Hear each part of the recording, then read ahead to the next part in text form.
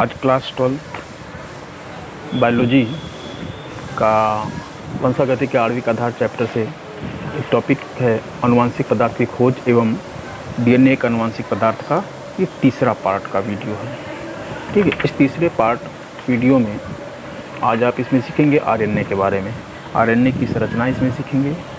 ठीक, आरएनए कैसे कहाँ पाया जाता है, डीएनए से आरएनए बनता है तो उस प्रक्रिया को क्या कहते हैं, फिर आरएनए से प्रोटीन बनता है तो उस प्रक्रिया क्या कहते हैं, ये शास्त्रीय नज़र से आप इसमें चर्चा करेंगे और समझेंगे। और विभिन्न ये पोस्टर के माध्यम से आप डीएनए, आरएनए और प्रोटीन की प्रक्रिया को समझेंगे। सेंट्रल डोग्मा, आरएनए की संरचना, डीएनए की संरचना, इसको आप समझेंगे। पोस्टर के माध्यम से आप देख लीजिए, डिटेल में चर्चा करते हैं आपको। आरएनए डीएनए में अंतर क्या है, ये इम्पॉर्टेंट है, परीक्षा में पूछा जाता है। ठीक है, ये सेंट्रल डोग्मा का एक है, कैसे डीएनए से आरएनए बनते हैं। मैसेंजर आरएनए का निर्माण होता है ट्रांसक्रिप्शन प्रक्रिया के जरिए, और फिर ट्रांसलेशन प्रक्रिया में प्रोटीन का निर्माण होता है। वो एक तरीका।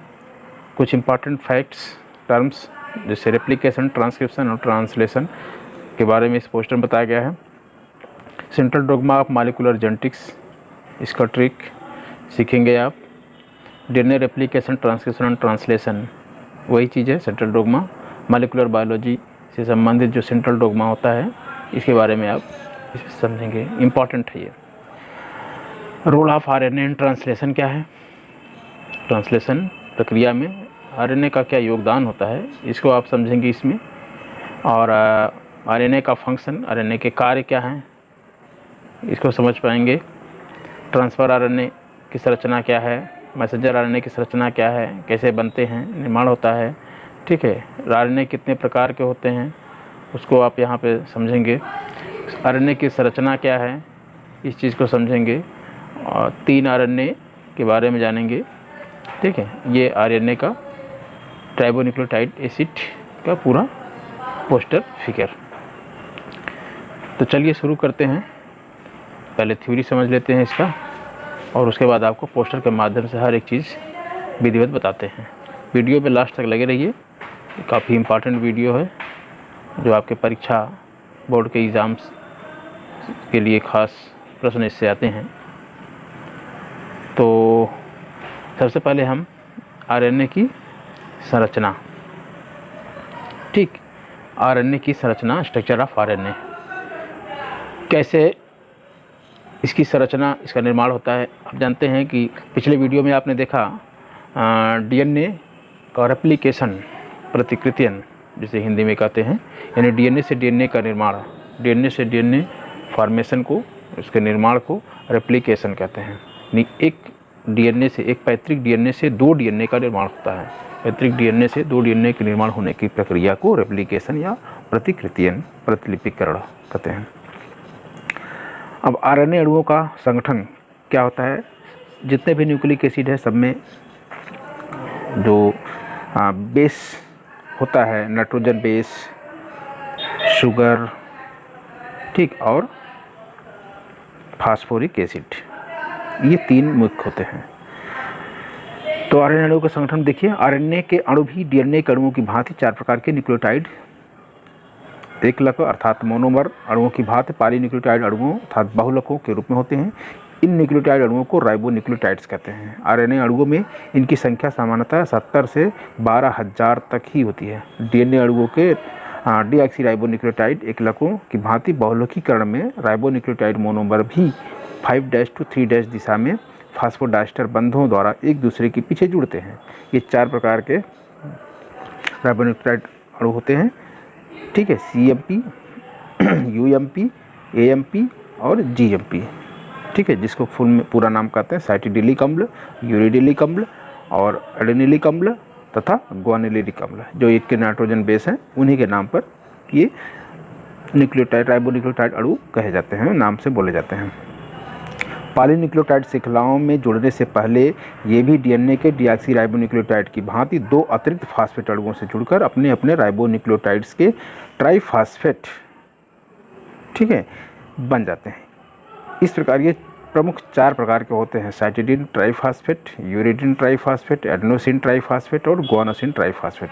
डीऑक्सीराइबोन्यूक्लियोटाइड की तरह इनके फास्फेट समूह भी उसी प्रकार अल्फा, बीटा और गामा होते हैं। अतिरिक्त फास्फेट समूहों के उच्च ऊर्जा बंधों की ऊर्जा की सहायता से फास्फोडाइस्टर बंध बनकर जो ही ये आरएनए की श्रृंखला में जुड़ते हैं, बीटा एवं गामा फास्फेट समूह तथा एक साथ पायरोफास्फेट नामक संयुक्त आयन के रूप से पृथक हो जाते हैं। ठीक है। अब आरएनए अणुओं के प्रकार कितने टाइप्स हैं? Types of RNA molecule.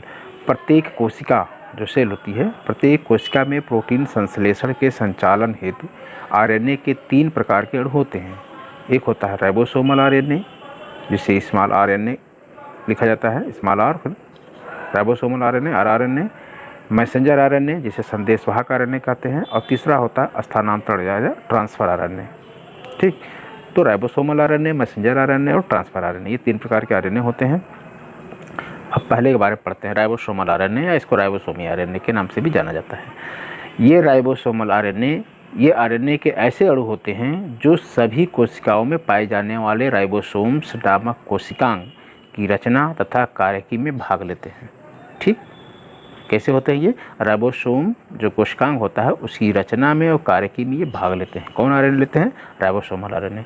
Ribosomes उन निर्माण स्थलों का काम करते हैं जिन पर प्रोटीन्स की पॉलीपेप्टाइड श्रृंखलाओं का संश्लेषण होता है।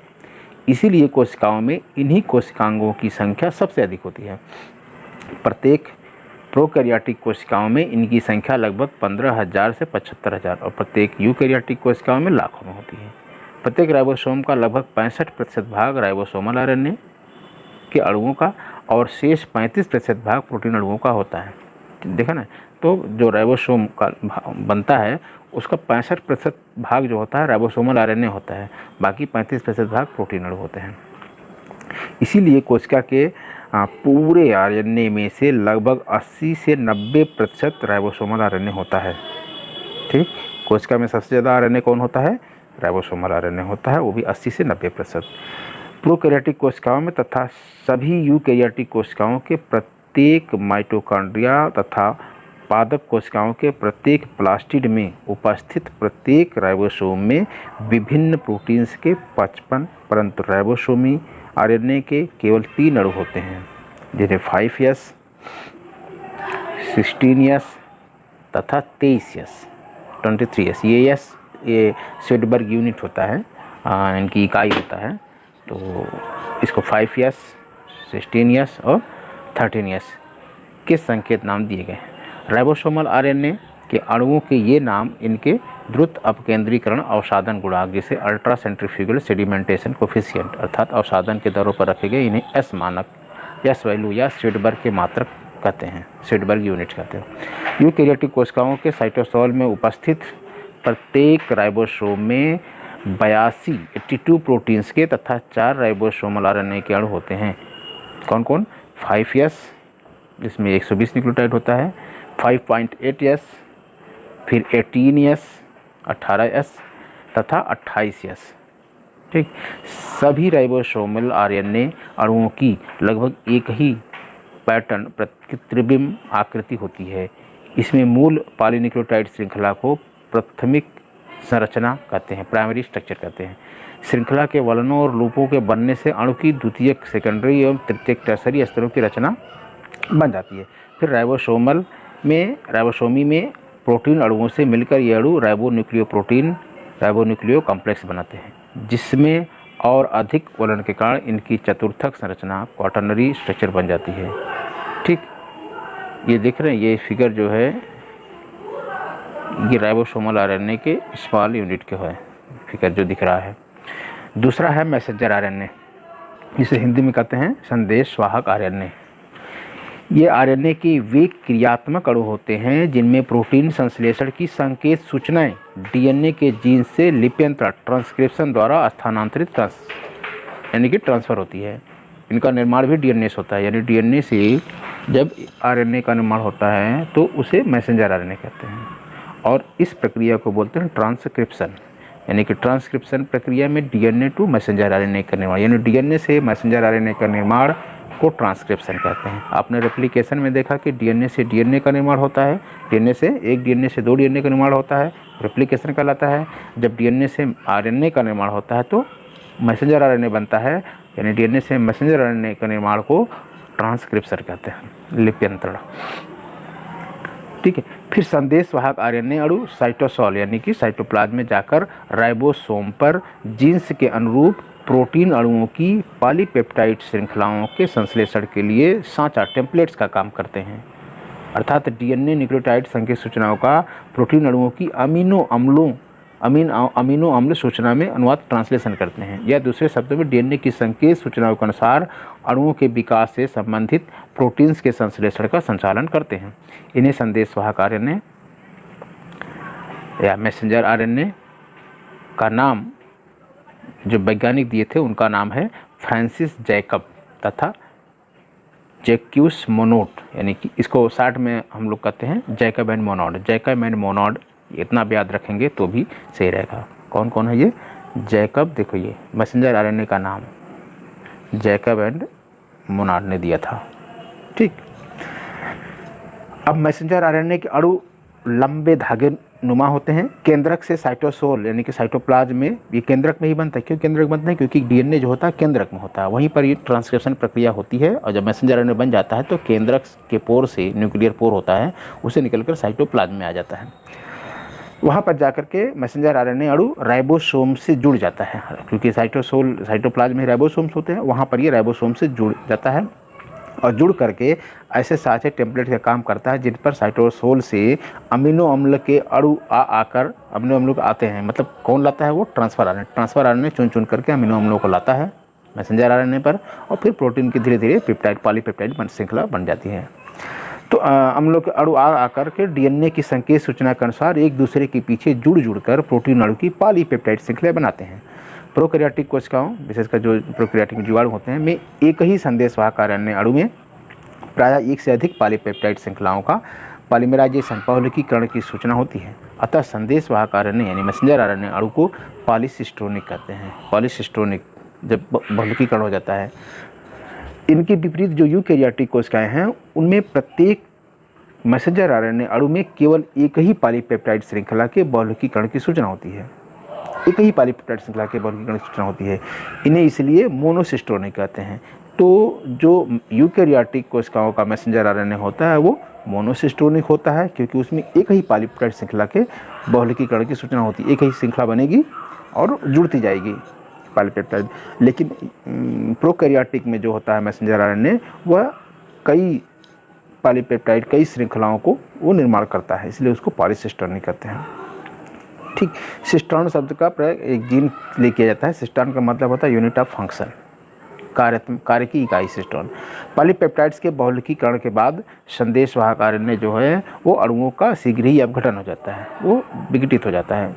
अतः इनके बनने की दर अधिक होती है, परंतु फिर भी कोशिका के कुल आरएनए का लगभग 2% ही संदेशवाहक आरएनए होता है। देखा, मैसेंजर आरएनए कितना बनता है? सिर्फ 2%, समझे ना। और राइबोसोमल आरएनए 80 से 90%, सबसे ज़्यादा राइबोसोमल आरएनए होता है 80 से 90%। मैसेंजर आरएनए 2% बड़ी तेज़ी से बनता है और विघटित हो जाता है काम करने के बाद। तीसरा है ट्रांसफ़र आरएनए। इसको कई नामों से जानते हैं, स्थानांतरण आरएनए हिंदी में और इंग्लिश में ट्रांसफ़र आरएनए, या इसी को घुलनशील आरएनए कहते हैं, इंग्लिश में सॉल्युबल आरएनए। ठीक है। और यह जो है कोशिका के कुल आरएनए में से 16 से 18% अंश ट्रांसफ़र आरएनए का होता है। ठीक। तो ये कितना हो गया? 16 से 18%। और मैसेंजर आरएनए ओनली 2%। और जबकि राइबोसोमल आरएनए कितना होता है? 80% से 90% तक मैसेंजर आरएनए, राइबोसोमल आरएनए होता है सबसे ज़्यादा। ठीक है। तो कभी कभी एक नंबर के क्वेश्चन पूछा जाता है कि कोशिका में सबसे ज़्यादा आरएनए कौन पाया जाता है, तो क्या होगा जवाब? Ribosomal RNA. एक चीज़ और पूछा जाता है, कोशिका में सबसे छोटा आरएनए कौन सा होता है? तो सबसे छोटा आरएनए जो होता है ये ट्रांसफ़र आरएनए होता है। ये सबसे छोटा आरएनए ट्रांसफ़र आरएनए होता है। सभी तीनों में से सबसे छोटी आकृति ट्रांसफ़र आरएनए की होती है। ट्रांसफ़र आरएनए अणु औसत 54 से 100 न्यूक्लियोटाइड एकलकों अर्थात मोनोमर्स के बने सबसे छोटे और घुलनशील अणु होते हैं, सबसे छोटे होते हैं। 1 नंबर क्वेश्चन में पूछा जाता है, सबसे छोटे कौन है? Transfer RNA. अतः इन्हें ये घुलनशील भी होते हैं, अतः इन्हें घुलनशील आरएनए अणु, सॉल्युबल आरएनए, एसआरएनए भी कहा जाता है। फोल्डिंग जो अवलन होता है के कारण इनके अणुओं में द्वितीयक, सेकेंडरी तथा तृतीयक स्तरों की रचना होती है। इसके फलस्वरूप साइटोसोल में इन अणुओं की तृतीयक स्तर की त्रिविम 3D डायमेंशनल आकृति अत्यधिक कुंडलित एल जैसी होती है। रॉबर्ट होले ने 1966 में ट्रांसफर आरएनए की संरचना का क्लोवर लीफ मॉडल प्रस्तुत किया। ये इंपॉर्टेंट है, clover leaf model. Transfer RNA का जो संरचना होता है उसको बोलते हैं क्लोवर लीफ मॉडल। अगर पूछा जाता है कि क्लोवर लीफ मॉडल किसने प्रस्तुत किया, तो जवाब होगा रॉबर्ट होले। रॉबर्ट होले ने क्लोवर लीफ मॉडल प्रस्तुत किया। किसके लिए? कौन से आरएनए के लिए? ट्रांसफर आरएनए के लिए। ट्रांसफर आरएनए का क्लोवर लीफ मॉडल मतलब जैसे आपने देखा है बरसीम देखा होगा 3 पत्तों वाली, इसी 3 पत्तों वाली होती है ना घास एक, इसी को बोलते हैं क्लोवर लीफ मॉडल। इससे मिलता जुलता है। इस मॉडल के अनुसार ट्रांसफर आरएनए के प्रत्येक अणु की 2D आकृति यानी 2 डायमेंशनल आकृति मटर कुल के एक पौधे तिपतिया चारा क्लोवर की पत्ती जैसी होती है। ये चारों भुजाएं सभी ट्रांसफर आरएनए अणुओं में से एक सी होती है। 3 भुजाओं के सिरे लूप सदृश, लूप के लाइक होते हैं। एक छोटी सी लूप सदृश 5वीं भुजा भी प्रायः होती है जिसे लंप कहते हैं, परंतु यह समान नहीं होती। ट्रांसफर आरएनए की 4 भुजाएं निम्न हैं। ये देख रहे हैं, ये देखिए, ये जो दिख रहे हैं ये ट्रांसफर आरएनए है। देखो 3 पत्ते, ये एक, ये पत्ती, ये इस तरह से, ये देखा ना 3 पत्तियाँ जैसा बन गया ना फिगर। तो ये 3 पत्ते जैसा आकार जो होता है इसीलिए क्लोवर लीफ मॉडल बोलते हैं। यहाँ पर देखो ये दिखाया भी है, ये क्लोवर लीफ का पत्ता इसी तरह से वो है। ठीक, अब ये जिनकी ये ट्रांसफर आरएनए की जो भुजा है, इन भुजाओं में आप सब देख लीजिए। देखिए कौन कौन भुजा, ये भुजा DHU लूप, ठीक है, एक भुजा ये एंटीकोडॉन लूप, सबका काम अलग अलग है। ठीक है, एक भुजा ये है और एक देखो छोटा सा भुजा यहाँ पर निकला हुआ है आउट ग्रोथ, देख रहे ना, ये लंप जिसे कहते हैं। ये भुजा निकला है, ये हो गया, ये हुआ, ये हो गया, 4 हो गया, और इधर तो ये है। तो पहला है अंगीकार भुजा जिसे एक्सेप्टर आर्म कहते हैं इंग्लिश में। इस भुजा को अमीनो अम्ल भुजा AAR भी कहते हैं। ठीक, कौन सा कहते हैं? AAR। ये देखो ये वाला है, ये भुजा, ठीक, अटैच्ड अमीनो एसिड, AA इसको बोलते हैं, अटैच्ड अमीनो एसिड। ठीक, इस भुजा को, इसको समझते जाइए, ये यही भुजा है। इस भुजा के छोर पर लूप नहीं होता। लूप मतलब इस तरह से कोई ये मुड़ा हुआ इस तरह से लूप नहीं होता। ठीक, जैसे ये लूप है, जैसे ये सब लूप है, यहाँ पे ये इस तरह से इस पे लूप नहीं होता। ठीक, बल्कि द्विकुंडलिनी का एक सूत्र 5' सिरे वाला तथा दूसरा 3' सिरे वाला होता है। देख रहे हैं ये 5, ये ज़ीरा 5' है और ये 3' होता है। यहाँ पर ACCC ये कोड लगे हुए हैं। 3' सिरे वाले सूत्र के छोर पर cytosine adenine CCA, cytosine adenine, ठीक, समाचारों वाले राइबोन्यूक्लियोटाइड का अनुक्रम होता है। 20 में से किसी एक विशेष प्रकार का अमीनो अम्ल अणु अपने कार्बोक्सिल समूह द्वारा साइटोसिन एडेनिन की एडेनोसिन के 2 या 3' नंबर के हाइड्रॉक्सिल के सहसंयोजी बंध द्वारा जुड़ता है।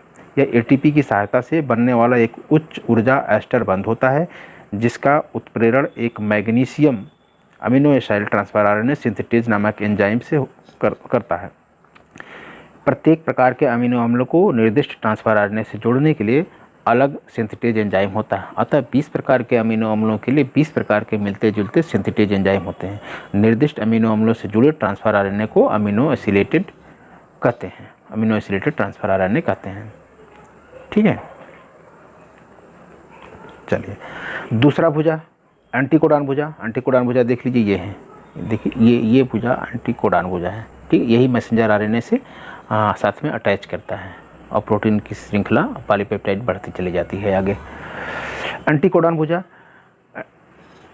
भुजा के छोर पर लूप होता है। लूप के छोर पर 3 समाचार अनुक्रम ट्रिपलेट बेस सीक्वेंस होता है जो मैसेंजर आरएनए अणु के उसी ट्रिपलेट कोड का संपूरक कम्प्लीमेंट्री होता है जिसमें कि AA भुजा से जुड़े अमीनो अम्ल की संकेत सूचना होती है। इसलिए इस त्रिगुणी समाचार अनुक्रम को एंटीकोडॉन कहते हैं।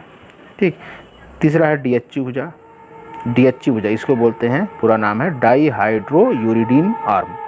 DHC भुजा एक एंजाइम से जुड़ती है, अर्थात यह एंजाइम स्थल साइट है, ये एंजाइम स्थल साइट है। ठीक, ये देख लीजिए DHC भुजा कहाँ पे है, ये DHC भुजा है, ये एंजाइम स्थल साइट होता है। ठीक, आगे चलिए। TSI भुजा, इसको जो त्रिशूल जैसा है वो साई बोलते हैं। TSI भुजा, यह भुजा ट्रांसफर आरएनए अणु को राइबोसोम से जोड़ती है। ठीक, ये भुजा जो होती है ट्रांसफर आरएनए अणु को राइबोसोम से जोड़ती है। देखो ये TSI भुजा है, ये वाला देख रहे हैं।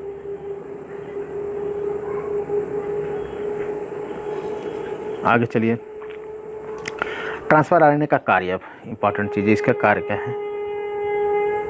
ठीक, इंपॉर्टेंट है, इसको ध्यान से सुनिए। ट्रांसफर आरएनए अणुओं में अमीनो अम्लों तथा मैसेंजर आरएनए के कोडोन्स दोनों को पहचानने का प्रबंध होता है। अतः यह प्रोटीन संश्लेषण में अमीनो अम्लों के उपयोजकों तथा समंजकों का काम करते हैं। उपयोजक मतलब एडाप्टर, समंजक मतलब फीटर्स का काम करते हैं। ये साइटोसोल में उपस्थित अमीनो अम्ल अणुओं को एक एक करके अपने से जोड़ते हैं और फिर इन्हें बहुलकीकरण के लिए राइबोसोम से जुड़े मैसेंजर आरएनए के अणु पर पहुंचकर निर्माणाधीन पॉलीपेप्टाइड श्रृंखला में यथास्थान फिट करते जाते हैं या फिर वापस साइटोसोल में लौट जाते हैं। प्रत्येक आरएनए अणु की 2 विरोधी दिशाओं में स्थित भुजाएं इसकी इस कार्य के लिए अति महत्वपूर्ण होती हैं। ठीक है, अब तक ये स्पष्ट है कि 20 प्रकार के ट्रांसफर आरएनए अणुओं में अंतर केवल 5वीं भुजा तथा एंटीकोडॉन में होता है। प्रत्येक प्रकार के अमीनो अम्ल के अणुओं को स्थानांतरित करने हेतु कम से कम एक प्रकार का ट्रांसफर आरएनए अणु होता है, परंतु अधिकांश 20 में से 18 अमीनो अम्ल अणुओं के लिए 2 से 6 प्रकार के ट्रांसफर आरएनए अणु होते हैं। सभी ट्रांसफर आरएनए अणुओं में प्रायः कुछ असामान्य समाचार वाले न्यूक्लियोटाइड्स भी होते हैं। ठीक है, तो जैसा कि आपने देखा पहले कि ribosomal RNA, messenger RNA, transfer RNA अणुओं में से केवल मैसेंजर आरएनए के अणु ही प्रोटीन संश्लेषण के लिए साँचे का काम करते हैं। ठीक, राइबोसोमल तथा ट्रांसफर आरएनए के अणु मैसेंजर आरएनए के कार्य में सहायता करते हैं। ये दोनों अणु मैसेंजर आरएनए में सहायता करते हैं, राइबोसोमल और ट्रांसफर आरएनए। इसलिए मैसेंजर आरएनए को संदेशवाहक, ठीक है, तथा राइबोसोमल आरएनए एवं ट्रांसफर आरएनए को क्रियात्मक कहा जाता है। इन 3 प्रकार के आरएनए के अतिरिक्त कुछ अन्य प्रकार के आरएनए अणुओं का भी वैज्ञानिकों ने पता लगाया है। ये डिफरेंट है, आपके लिए ज़्यादा खास इंपॉर्टेंट नहीं है। ठीक है, जैसे सबसे नज़र जान लीजिए कि जीनी आरएनए, जेनेटिक आरएनए, दूसरा है केंद्रकीय आरएनए और तीसरा उत्प्रेरक आरएनए। तो अभी ये आपके लिए ज़्यादा खास इंपॉर्टेंट नहीं है। ठीक, अब आ जाइए आरएनए डीएनए में अंतर। ये बहुत इंपॉर्टेंट है, ये पूछा जाता है। तो सबसे पहले तो अंतर आप लिखेंगे इनके फुल फॉर्म को लेकर के। जैसे एक तरफ ये कॉलम ये दिख रहा है आपको, ये तालिका दिख रही है, आरएनए लिखा है, इधर डीएनए लिखा है। तो सबसे पहले अंतर आप लिख देंगे क्या, आरएनए को ये राइबोन्यूक्लिक एसिड है, राइबोज न्यूक्लिक एसिड है आरएनए, और इसको लिख देंगे डीऑक्सीराइबोज न्यूक्लिक एसिड है। ठीक, अब उसके बाद यहाँ से लिखेंगे, जिसके ये कॉलम लिखे हुए हैं 1 2 3 4 5 6 7 9 तक हैं। इसको आप स्क्रीनशॉट ऐसे ले लेंगे बीच में करके चलते हुए वीडियो से, तो ये पूरा बाद में धीरे धीरे पढ़कर आप याद कर सकते हैं। फिर भी मैं एक बार सुना दे रहा हूँ। आरएनए कहाँ पाया जाता है, मुख्यतः कोशिका द्रव्य में उपस्थित होता है। कहाँ पे, कोशिका द्रव्य साइटोप्लाज्म में। डीएनए जो कि केंद्रक में होता है। ठीक, अब आरएनए दूसरा पॉइंट क्या होगा, कोशिकाओं की कुल मात्रा डीएनए में प्राय 8 गुना अधिक परंतु अस्थायी नहीं होता। ठीक, कितना होता है, कोशिकाओं में कुल मात्रा डीएनए से प्राय 8 गुना अधिक, अस्थायी नहीं है कि 8 गुना ही हो। और डीएनए के कॉलम में क्या लिखेंगे, कोशिकाओं में कुल मात्रा कम परंतु जाति के अनुसार अस्थायी होती है। हर जाति में अलग अलग डीएनए की संख्या होती है। तीसरा आरएनए में कॉलम में क्या होगा, अणु काफ़ी छोटे होते हैं, 70 से लेकर 12,000 तक न्यूक्लियोटाइड होते हैं। और जबकि डीएनए क्या होते हैं, वो ज़्यादा न्यूक्लियोटाइड इसमें होते हैं, बहुत बड़े बड़े हज़ारों लाखों न्यूक्लियोटाइड एक लकों के बने होते हैं। आरएनए के चौथा नंबर पे अणु एक सूत्री होता है। एक सूत्री मतलब एक धागे जैसी संरचना होती है, एवं रेखाकार होता है, परंतु आकृति एवं कार्यकी में 3 भिन्न प्रकार के होते हैं। 3 भिन्न प्रकार आपने देखा, messenger RNA, transfer RNA, ribosomal RNA. लेकिन डीएनए जो होता है अणु, ये द्विसूत्री, दोहरा सूत्र होता है, जैसे सीढ़ी होता है उस तरह से द्विसूत्री होता है, रेखाकार होता है, एक लाइन में रेखाकार होता है, परंतु कुछ वृत्ताकार होते हैं। वृत्ताकार जो होते हैं वो प्रोकैरियोटिक कोशिकाओं में पाए जाते हैं, जैसे प्लाज्मिड वगैरह हुआ। ठीक है, यूकैरियोटिक में भी नहीं होते हैं। कुछ जैसे कि माइटोकॉन्ड्रिया, प्लास्टिड में कुछ डीएनए आरएनए के अंश पाए जाते हैं। प्रत्येक के 2 सूत्र परस्पर जुड़े और द्विकुंडलिनी के रूप में कुंडलित, आकृति एवं कार्य में मूलतः समान होते हैं। 5वां है न्यूक्लियोटाइड एकलक राइबोसोम शर्करायुक्त राइबोन्यूक्लियोटाइड्स होता है। और डीएनए में 5वां पॉइंट लिखेंगे न्यूक्लियोटाइड एकलक डीऑक्सीराइबोस, ये पॉइंट हमने आपको पहले ही बता दिया था, इतना लिखने की जरूरत नहीं है, सिर्फ उसका पूरा नाम लिख दीजिए बस। राइबोज न्यूक्लिक एसिड पहला हो जाए, 5वां जो है इसको हमने पहले बता दिया था शुरुआत में, और शुरुआत में लिखना भी चाहिए, इसको सिर्फ लिख दीजिए आप राइबोज न्यूक्लिक एसिड, और डीएनए वाले में लिख दीजिए डीऑक्सीराइबोज न्यूक्लिक एसिड, बस पूरा हो गया। अब जो है अगला पॉइंट 6वां जो है आरएनए में, इसके आरएनए में थायमिन युक्त न्यूक्लियोटाइड नहीं होते। जो नाइट्रोजन बेस होता है आरएनए में, आप इसको इस तरह से लिख सकते हैं कि आरएनए में जो नाइट्रोजन बेस होते हैं वो एडेनिन, गुआनिन, साइटोसिन और यूरेसिल होता है। क्या लिखेंगे? थायमिन की जगह यूरेसिल होता है। आप नाइट्रोजन बेस लिखिए एडेनिन, गुआनिन, साइटोसिन और यूरेसिल। और जबकि डीएनए में आप लिखेंगे, डीएनए में नाइट्रोजन बेस, जो नाइट्रोजन समाचार होता है वो एडेनिन, गुआनिन, साइटोसिन और थायमिन होता है। तो यानी कि थायमिन पाया जाएगा डीएनए में, और आरएनए में उसी थायमिन की जगह यूरेसिल पाया जाता है। अगला पॉइंट 7वां जो है आरएनए का कॉलम में लिखेंगे, सभी अणु, सारे अणु जो डीएनए के जीन्स पर लिप्यंतर द्वारा संश्लेषित होते हैं, और इसमें सारे अणु जो होते हैं पहले से उपस्थित अणुओं के द्विगुणन द्वारा बनते हैं। यानी डीएनए का निर्माण डीएनए से होता है, उसके रेप्लिकेशन द्वारा होता है। यानी डीएनए का निर्माण, एक डीएनए से 2 डीएनए का निर्माण रेप्लिकेशन प्रक्रिया के अंतर्गत होता है। और जबकि यहाँ पे कैसे होता है? ट्रांसक्रिप्शन प्रक्रिया। आरएनए का निर्माण डीएनए से ट्रांसक्रिप्शन प्रक्रिया या लिप्यंतरण प्रक्रिया द्वारा होता है। अगला पॉइंट 8वां आरएनए में जीन्स की संकेत सूचनाओं के अनुसार लक्षणों के विकास हेतु आवश्यक प्रोटीन का संश्लेषण करवाना। ये आवश्यक प्रोटीन जो होते हैं वो ये तरह से संदेशवाहक होते हैं, ये संदेश का काम करते हैं, डीएनए के अनुसार संदेश लेके जाते हैं और जो ज़रूरत होती है जिस प्रोटीन के निर्माण की उसका निर्माण करवाते हैं। और जबकि ये डीएनए होते हैं ये आनुवांशिक लक्षणों की संकेत सूचनाओं को संचित रखते हैं और एक पीढ़ी से दूसरी पीढ़ी तक ये पहुंचाते हैं, उसका प्रसारण करते हैं। तो डीएनए एक आनुवांशिक लक्षण, डीएनए एक आनुवांशिक कार्य करता है, आनुवांशिक लक्षणों को एक पीढ़ी से दूसरी पीढ़ी तक ले जाता है। और जबकि आरएनए क्या है? वो ये संदेशवाहक है और प्रोटीन निर्माण का कार्य करता है। ठीक है, ये इतना हो जाएगा स्पष्ट। और लास्ट जो है आरएनए उत्परिवर्तन तथा आनुवांशिक रासायनिक परिवर्तन नहीं होते। उत्परिवर्तन अर्थात आनुवांशिक रासायनिक परिवर्तन नहीं होते किसमें? आरएनए में। आरएनए में उत्परिवर्तन म्यूटेशन नहीं होता या आनुवांशिक रासायनिक परिवर्तन भी नहीं होता, जबकि डीएनए में ये होता है। डीएनए में उत्परिवर्तन अर्थात आनुवांशिक रासायनिक परिवर्तन होते हैं। उत्परिवर्तन मतलब होता है अचानक चेंजेस, क्रोमोसोम में अचानक चेंजेस, अचानक परिवर्तित होना, गुणसूत्र में अचानक परिवर्तन म्यूटेशन कहलाता है। तो ये डीएनए में होता है जबकि आरएनए में नहीं होता। ठीक, अगला है लास्ट टॉपिक, लास्ट हेडिंग, आणविक जीव विज्ञान का मूल सिद्धांत, central dogma of molecular biology. यही चीज़ें हैं। डीएनए से मैसेंजर आरएनए बनता है।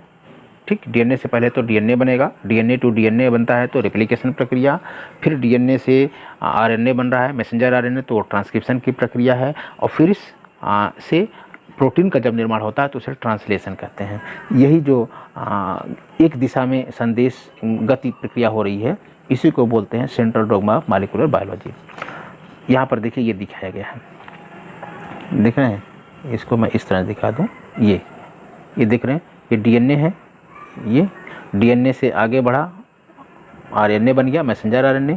तो डीएनए से मैसेंजर आरएनए बनने के बीच में इस प्रक्रिया को बोलते हैं ट्रांसक्रिप्शन, और ये कहाँ होता है? न्यूक्लियस में होता है। अब इस मैसेंजर आरएनए से आगे जो है कि प्रोटीन का निर्माण होगा जिसे बोलते हैं पॉलीपेप्टाइड श्रृंखला बनती है।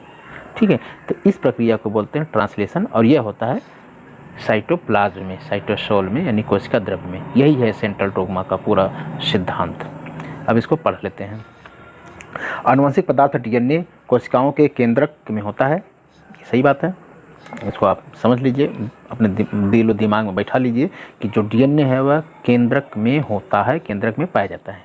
इसमें संरक्षित संकेत सूचनाओं के अनुसार ही प्रोटीन्स की पॉलीपेप्टाइड श्रृंखलाओं का संश्लेषण केंद्रक से बाहर कोशिकाओं के साइटोसोल यानी कि साइटोप्लाज्म अर्थात कोशिका द्रव्य में होता है। अतः स्पष्ट है कि प्रोटीन संश्लेषण पर डीएनए का नियंत्रण सीधा या प्रत्यक्ष नहीं होता।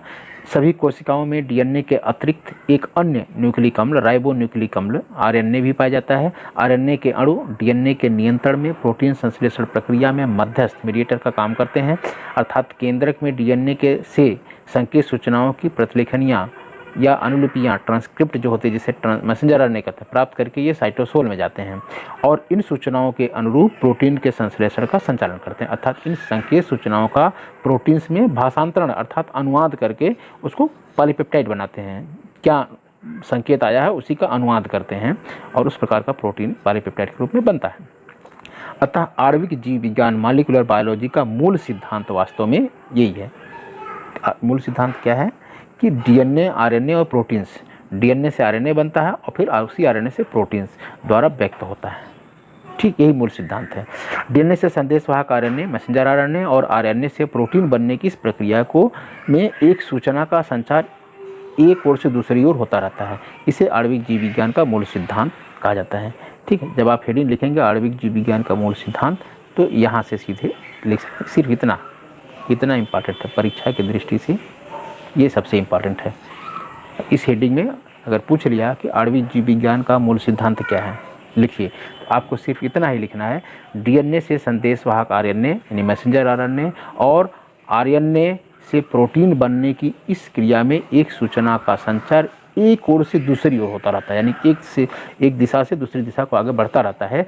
इसे आणविक जीव विज्ञान का मूल सिद्धांत यानी central dogma of molecular biology कहा जाता है।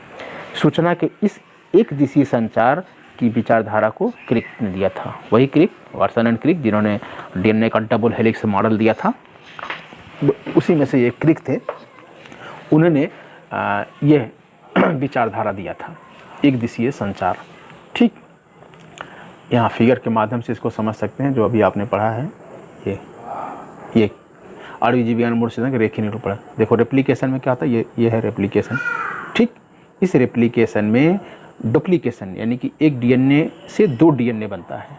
डीएनए से डीएनए के बनने की प्रक्रिया रेप्लिकेशन, मैं कई बार बता दिया हूँ, उसी को डुप्लीकेशन भी बोलते हैं। तो डीएनए से डीएनए के बनने की प्रक्रिया को रेप्लिकेशन कहते हैं, साधारण सबसे छोटी सरल परिभाषा। अब डीएनए से आरएनए यानी मैसेंजर आरएनए, डीएनए से मैसेंजर आरएनए बनने की प्रक्रिया को ट्रांसक्रिप्शन कहते हैं। ठीक, अब आरएनए से प्रोटीन, मैसेंजर आरएनए से जो प्रोटीन ये बन रहा है, इस प्रक्रिया को ट्रांसलेशन कहते हैं। ठीक, बहुत आसान है। अब यहाँ पर एक और पूछा जाता है रिवर्स ट्रांसक्रिप्शन। रिवर्स, इसको हिंदी में बोलते हैं उत्क्रम अनुलेखन या रिवर्स ट्रांसक्रिप्शन। ठीक, जैसे ट्रांसक्रिप्शन होता है, यहाँ पर देख रहे हैं ट्रांसक्रिप्शन, ये प्रक्रिया देखिए आप, ये ट्रांसक्रिप्शन देख रहे हैं। ट्रांसक्रिप्शन क्या हो रहा है, डीएनए से आरएनए बन रहा है। अब रिवर्स ट्रांसक्रिप्शन क्या होगा, रिवर्स ट्रांसक्रिप्शन में ये इधर हो जाएगा, यानी कि आरएनए से डीएनए बनना, उल्टा। रिवर्स मतलब उल्टा। अगर डीएनए से आरएनए बन रहा है तो ट्रांसक्रिप्शन, और रिवर्स ट्रांसक्रिप्शन मतलब आरएनए से डीएनए में अगर निर्माण होता है तो उसे रिवर्स ट्रांसक्रिप्शन कहते हैं। ठीक है, इसको समझ लीजिए, इंपॉर्टेंट है, पूछा जाता है, रिवर्स ट्रांसक्रिप्शन जरूर पूछा जाता है। इसको ये देखिए, tumour virus Ross sarcoma virus के नाम से भी जाना जाता है, में आरएनए से डीएनए का निर्माण होता है। ऐसा है इसलिए कि सभी में तो रिवर्स ट्रांसक्रिप्शन नहीं होता, वायरसों में ये घटना होती है, क्योंकि वायरस जो होते हैं या तो उनमें डीएनए केवल होगा या तो केवल आरएनए होगा। कभी भी कोई भी वायरस में आरएनए और डीएनए दोनों नहीं होता, केवल आरएनए होगा या फिर तो डीएनए होगा। तो जिसमें आरएनए होता है उसके लिए फिर वो रिवर्स ट्रांसक्रिप्शन उसमें प्रक्रिया होती है। पहले रिवर्स आरएनए से डीएनए बनेगा, फिर डीएनए से फिर मैसेंजर आरएनए बनेगा, फिर उसके बाद प्रोटीन होगा। ठीक है, ये होता है। तो ट्यूमर वायरस में आरएनए से डीएनए का निर्माण होता है, अर्थात डीएनए के संश्लेषण के लिए आरएनए ही सांचे आरएनए टेम्पलेट का कार्य करता है। इस क्रिया को खोजा था यह टेमिन एंड बाल्टीमोर ने। ये पूछा जाता है रिवर्स ट्रांसक्रिप्शन प्रक्रिया को किसने खोजा, बहुत इंपॉर्टेंट है, very most important. Reverse transcription की खोज टेमिन एंड बाल्टीमोर ने खोजा था। ट्यूमर वायरस, जिसका कि रॉस सार्कोमा वायरस कहते हैं, इसमें आरएनए से डीएनए का निर्माण होता है। ठीक, बस इतना ही बहुत है, अगर इतना लिख देंगे तो नंबर मिल जाएगा। उन्होंने इसे उत्क्रम अनुलेखन या रिवर्स ट्रांसक्रिप्शन या इसी को एक नाम टेमिनिज्म भी दिया था।